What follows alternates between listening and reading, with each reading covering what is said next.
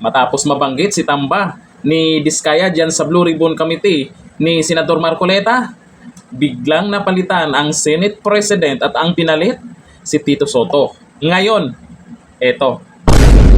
Merong picture ngayon na pinuspo ni Sara Region 6 na kung saan ang sabi, ninong pala sa kasal. Ayan po, may binilugan siya kung sino ang mga yan. Ngayon, ito na. Maraming mga nag-comment dyan. Ay, kaya naman pala. Yan ang mga comment nila. Kaya naman pala. Bulaga na. At kung ano-ano pa yung mga komento nila dyan. Hindi lang yan. Itong si Diskaya, mukhang nagbago o kumambyo yung pinagsasabi niya tungkol kay Tamba. Ito, panoorin natin kung ano yung sinasabi niya dyan sa House of Representatives. Ibang-iba yung datingan niya nung nasa Senado. Ito ang video. Kaya nabanggit po ang mga pangalan na yun dahil yun po ang madalas na sinasabi ng mga kausap ko po ng politiko. Na binabanggit nila na kailangan ibigay mo na kaagad yung obligasyon kasi pinakukuha na ni Saldico at saka ni Speaker. Ganun po lagi ang madalas nilang sinasabi. Or yung ibang salita para malinis pakinggan, pinakukuha na ng taas yung ganito. So, marami pong pagkakataon sa mga nabanggit ko na madalas po nilang gamitin po ang pangalan po ni Saldico at saka ni Speaker. Kaya nga po, ako po ay gusto ko iparating din kay Speaker po at saka kay Saldico na baka po nagagamit lang po ng mga politikong ito ang inyo pong pangalan.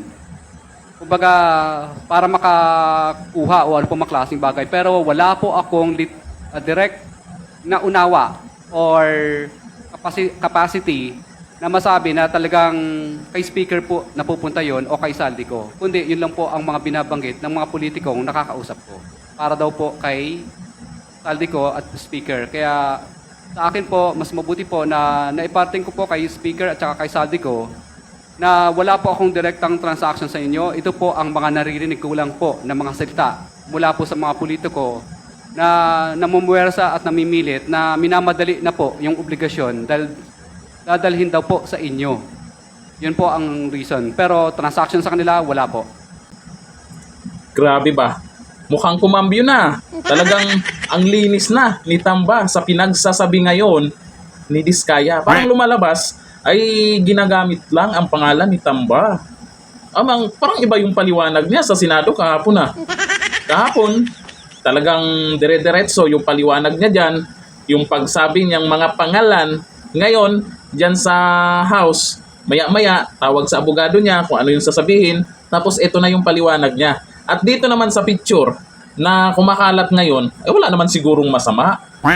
Dyan sa picture na inyong nakikita, porket ba na biglaan, biglaan talaga, na si Senator Soto ang pinalit dyan bilang Senate President, ay idadamay nyo na naman kaagad si Tamba. Malinis si Tamba. Maging Pangulo pa nga yan, di ba? O tingnan nyo naman sa mga nangyayari ngayon. Sa bagay, matalino naman yung taong bayan. At alam naman kung sino talaga ang dapat managot dyan sa budget na yan. 2022, 2023, hanggang 2025, yung mga insertion. Ay sana naman, bandang huli, hindi lang kontraktor at hindi lang mga taga-DB at hindi lang mga taga-DPWH ang managot dyan. Yung talagang mangyayari dyan. Lalo na ngayon. Kung napapansin nyo dyan sa House. Diba? Tapos, sa Senado, hindi na natin alam kung anong maging takbo dyan sa Blue Ribbon Committee dahil hindi na si Senador Marcoleta ang chairman dyan. At itong Diskaya, hindi natin alam kung ano yung sasabihin nila pagdating sa Blue Ribbon Committee pagbalik doon. Na iba na ang nandun. Si Ping Lacson na. Di umano. Kasi siya daw yung papalit, di ba? Naku, nagkagulo-gulo na. Hindi nyo maloloko yung taong bayan. Yung mga naghugas kamay na mga politiko dyan. Oo, maraming mga matitinong politiko. May mga iba dyan, baka sinisiraan lang. Pero, meron dyang iba na talagang mga magna. Talagang buhaya. Ikampiyan yung mga yan. Lalo na pag, kumpare. Talaga naman. Hanggang dito na lang. Thank you. Bye-bye.